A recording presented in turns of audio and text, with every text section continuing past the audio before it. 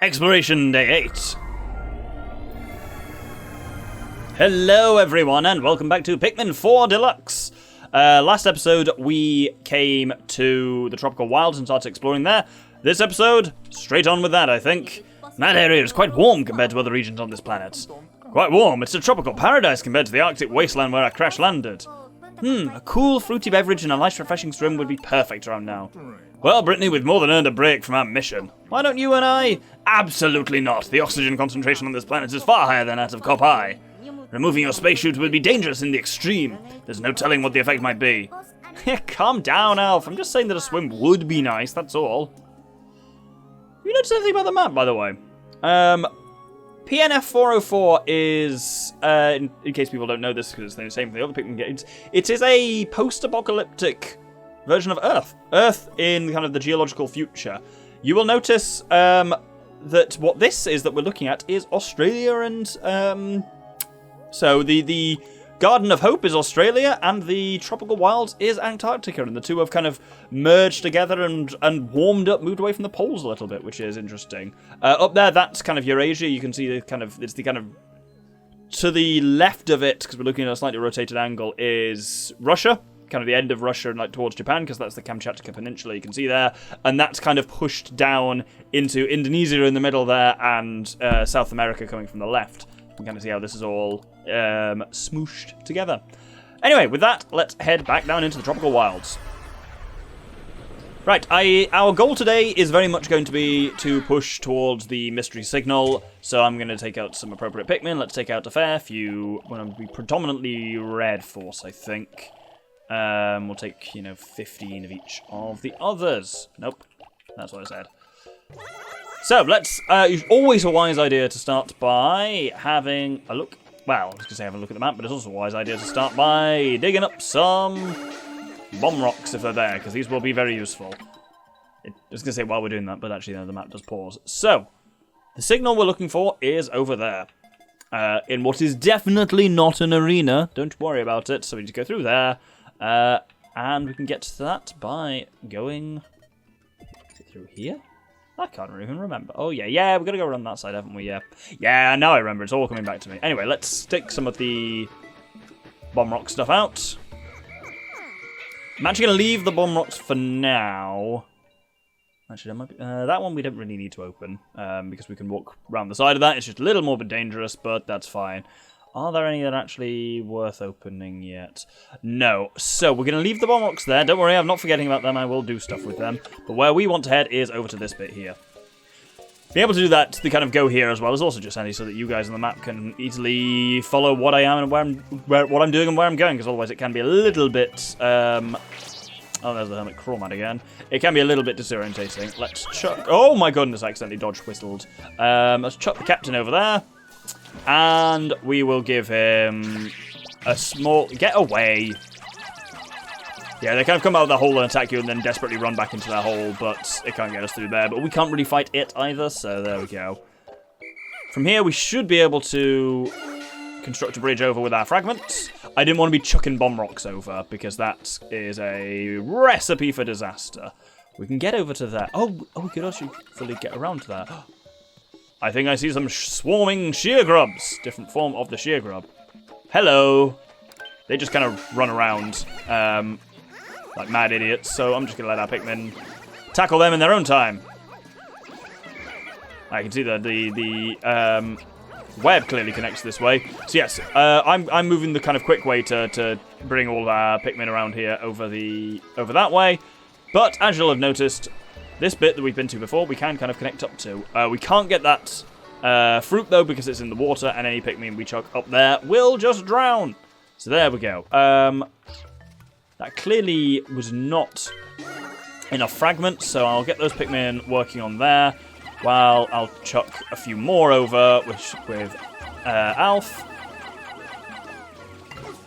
and get them to work on it as well. Clearly the remaining fragments must be behind here. They don't seem to be, actually. Problematic. Oh, I called them off. I thought we were done. Now we're done. Oh, I see a fucking snitch bug. Oh no, there are more fragments over here. Fragments, they just weren't on the map until I got up here. Kill it so fast. There you go, you little fuck. And we've got a couple of things we can recover here. We can recover the rest of the fragments. We can recover another dapper blob, which is nice. And I think I will, at this point, have Alf go back and pick up a few of those bomb rocks from the beginning. Because now we aren't going to risk accidentally kind of nailing a thing with them, which is always the problem. Nailing a... Use your words, Doctor. Not going to risk nailing a gate with them, which is when the Pikmin would be liable to drop them by accident. Oh, I can hear the music, as you may have noticed, changes when you're doing various different things. It's an incredibly dynamic music system on this that I really like. And one of the things that changes is when you are carrying fruits. So it goes all tinkly like that, which is fun. Now we can just proceed over here, and now we've got a couple of captains over here. It means we can fully proceed onwards. Let's get this data file here. If you're low on any number of Pikmin, by the way, there's your chance. 3 teammates have them automatically pluck sprouts. Not particularly handy here specifically, but handy in general. Can't do this on my own. Nope. But we can throw a couple of captains over and a bunch of Pikmin.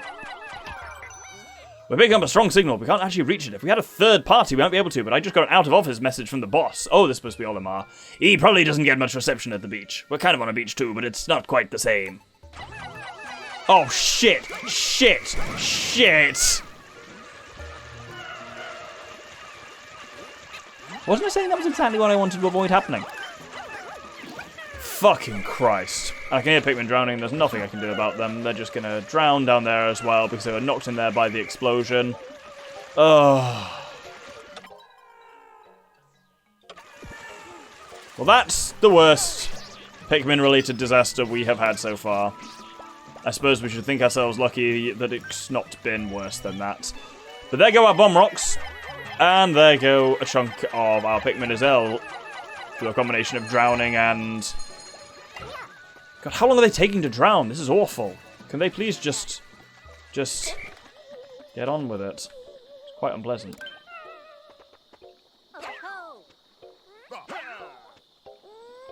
Right, let's chuck some Pikmin over there again. All of our Pikmin, in fact. I love the sound that rock Pikmin make. It's just so much funnier than other Pikmin. Right, now we chuck the captain over here, and all of our Pikmin over to him again. So let's see how this goes. I'm an idiot. Oh, for God's sake. I've done that thing. I read my notes. Dividing labor, yep. Let's do that. Yeah, this is how we're supposed to do that. Get a few Pikmin up here, shove this thing down, and then have everyone walk around the edges, including those with bomb rocks. What a fool I am. Now without bomb rocks, I don't necessarily want to proceed through to where the signal is, because we'll need some over there. So, I think it's time to... Well, you're in a certain kind of hell, aren't you? Let's check these back a bit.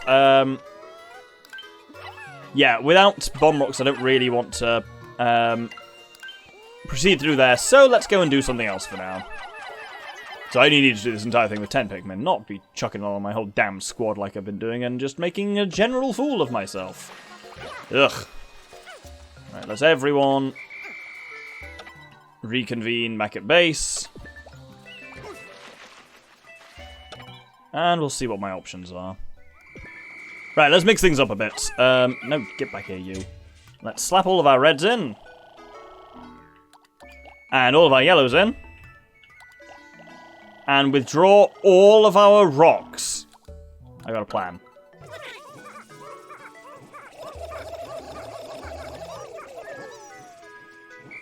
So, all together now, let's head to these pair of arenas over here. Did I call them arenas? I mean perfectly normal places where nothing bad happens at all. Let's separate these guys out a bit. Unfortunately, we're going to be in a situation where, you know, half of them are flowered and the other half are not, but I have a nice little solution for that as well. And let's put a captain over with them. And we'll have him go on his own. He is going to go over to this side. So we'll just have him walk past all of that nonsense and get in position, whilst we will take the remaining rocks and go through here. What is through here, you ask? Let's find out. time for a boss, and those of you who played Pikmin, this is a minor boss. It's not a major one, so it doesn't get its own theme. Gets the old one from Pikmin 2, which is quite good. This is Shaggy Longlegs. Attack its joints to strip its hair. You've got a chance to do some real damage to that. The nice thing about Shaggy Longlegs is its main attack is by crushing, and rock Pikmin are completely immune to that crushing effect.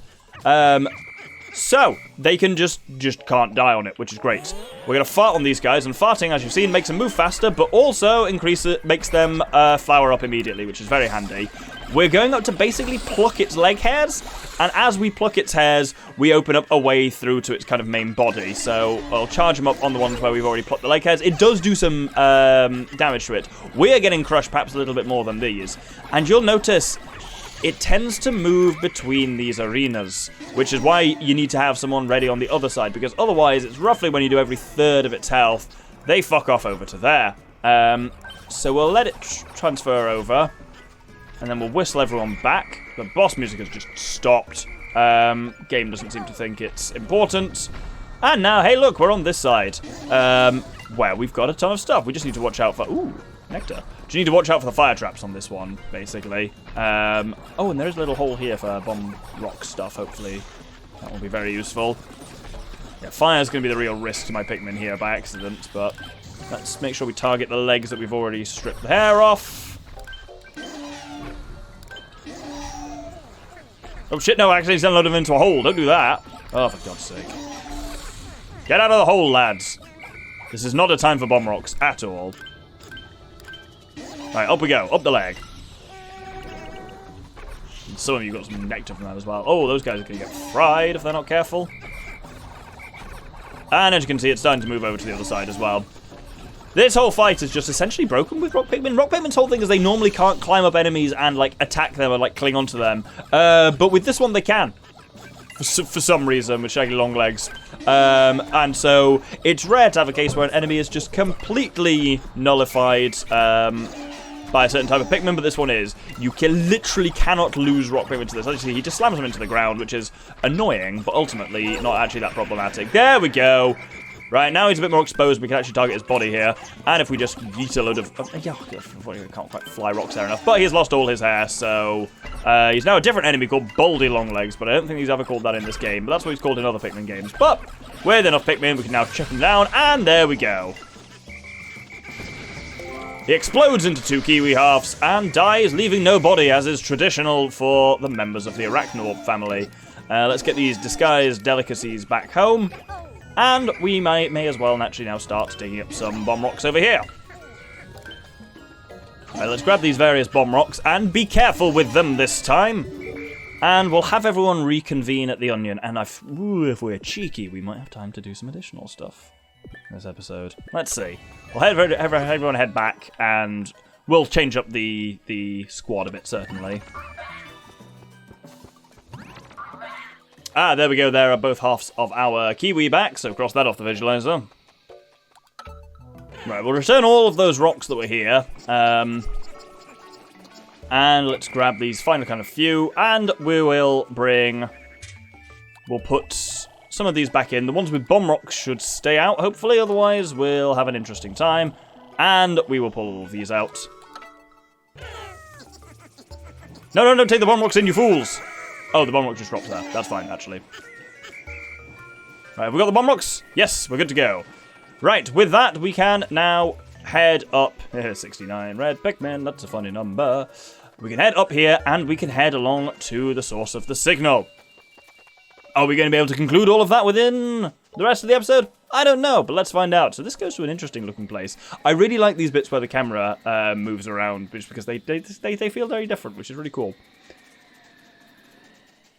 But here's what's definitely not an arena, and something cool in the middle.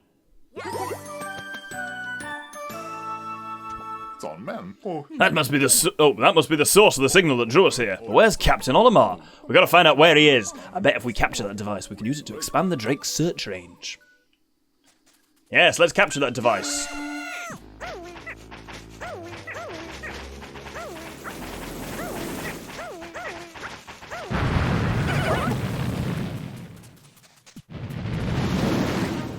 Oh. Welcome to the fantastically named but grim design of the Sandbelching Meerslug. Yeah, those lips are just fucking awful.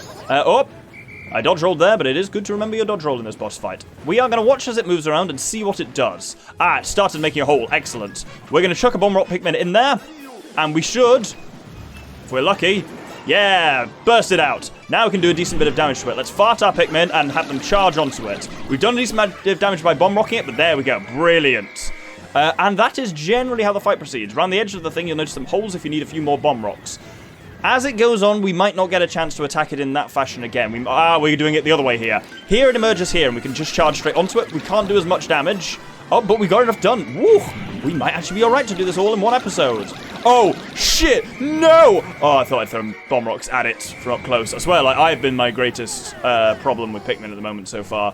Let's see what you're going to do. Yeah, it either goes up or it goes down, and we've seen both of them there. Why do I feel so uneasy about this? It's going to go... Is that it going down?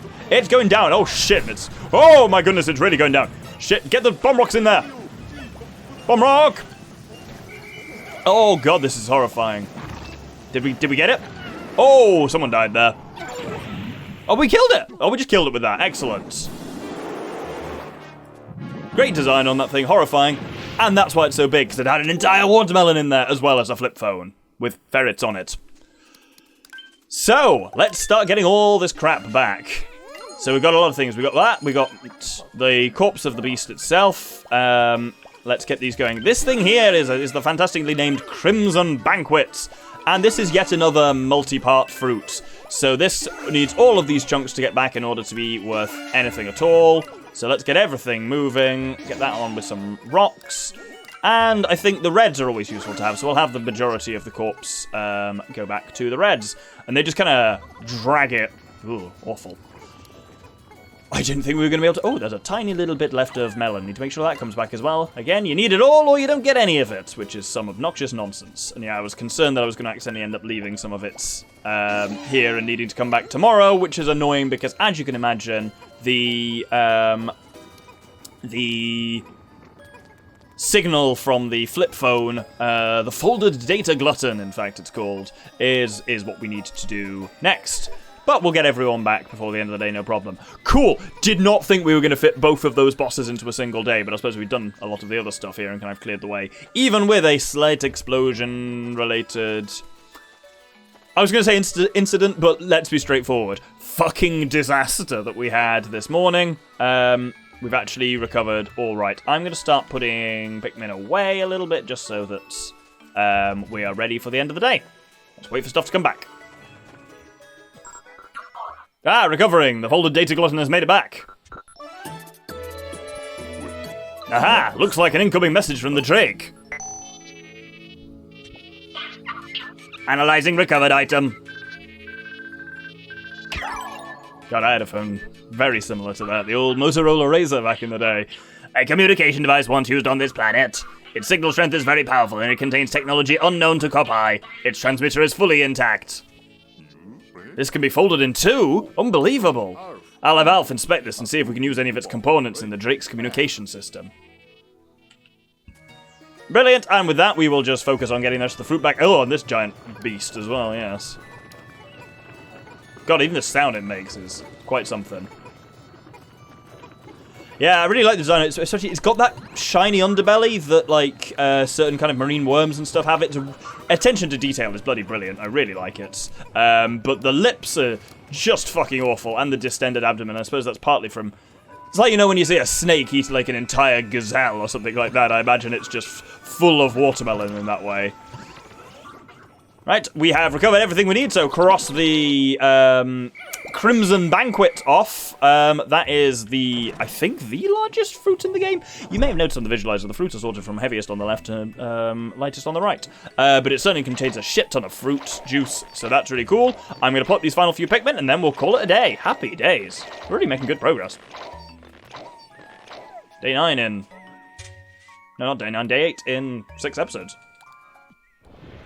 If anyone's curious, by the way, I did look into the difficulty options with this, because it does feel like we're kind of breezing through a lot of the combat stuff. The next difficulty level up makes enemies a bit more powerful, but the main thing it does is makes the days shorter. Day length goes from being 18 minutes to 13 minutes. It kind of really does narrow it down that way, and I don't know if that's that much fun, so frankly, we'll have a bit of an easy game. It's not a problem. I've done some difficult stuff recently, especially with, Mario Eclipse and all of that. Look at all of that! New fruit, yes! So I don't mind having a relatively relaxing one. This game is kind of cozy, like a lot of the Pikmin ones are, so not a problem at all. Let's juice up that Crimson Banquet. Watermelon always looks like it's going to be more appealing than it is. Whenever I have it in real life, I'm just like, this is just a bit shit. People tell me in the right climates and the right time, it's very refreshing. It just tastes like wet, shitey nonsense. But there we go, there's the whole Crimson Banquet. Look at that. 31 now, days of fruit remaining. This is great. We actually have a little bit of juice buffer. We have quite a lot of a juice buffer, actually. Efficiency expert. Collect 300 days worth of juice. There we go. We lost a few reds there, and frankly, that was all me. I think everyone who died to bomb rock explosions. It doesn't keep track of causes of death as much as the early games did, but yeah, we lost 14 today to that travesty. But we took out 2 bosses, so it's kind of, swings and roundabouts, isn't it? We showed that beastly Meerslug who was boss and retrieved the communication device without incident. The Alpha is working on incorporating the device's transmitter into the Drake's communication systems. The creatures on this planet will eat anything. What gluttons. I'm glad we Cupites aren't all like that. Charlie. That was all said in Alf's voice, because I didn't know who it was going to be. Should have seen that it was him standing there, but there we go. We'll hold the episode there. Thank you everyone for watching. Next episode, we can fight the Sandbelching Meerslug. And next episode, we will see what is open now we have the folded data glutton. All very exciting. Hope you'll join me then. Thank you very much, and good day.